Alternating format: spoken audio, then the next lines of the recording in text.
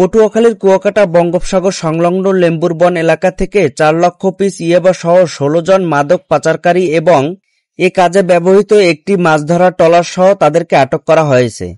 বৃহস্পতিবার ২৬শে ফেব্রুয়ারি দিবাগত মধ্যরাতে কুয়াকাটা সূর্যাস্ত পয়েন্টে লেম্বুর বন এলাকায় র্যাব ও কোস্টগার্ডের যৌথ অভিযানে এফবি মায়ের দোয়া নামের একটি ফিশিং ট্রলারে অভিযান চালিয়ে সাদা একটি পলিতে হলুদ কষ্টিপে মোড়ানো অবস্থায় এসব ইয়াবা উদ্ধার করা হয়।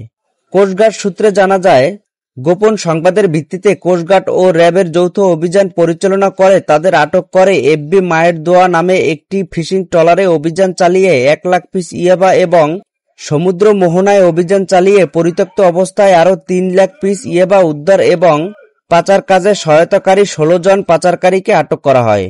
আটককৃতরা হলেন নবী হোসেন, মনির উদ্দিন, সোহাদ আলম, মোফাজ্জেল হোসেন, মোবারক হোসেন, সবুর আহমেদ, সেলিম মাঝি, ওমর ফারুক, তহিদুল আলম, আবু তালেব, আব্দুল নবী, ফজলে করিম, মোস্তাক আহমেদ, আব্দুল খালেক, আরাফাত এবং খলিল আহমেদ।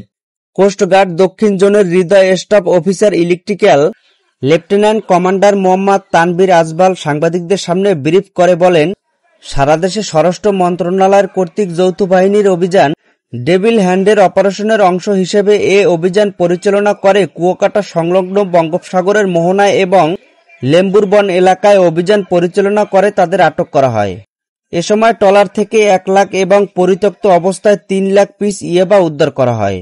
এ সময় ইয়াবা পাচারের কাজে ব্যবহৃত একটি ট্রলার এবং ১৬ জন মাদক পাচারকারীকে গ্রেপ্তার করা হয়। পরবর্তীতে তাদের আইনানুগ ব্যবস্থা গ্রহণের জন্য ইয়াবা সহ মহিপুর থানায় হস্তান্তর করা হয়।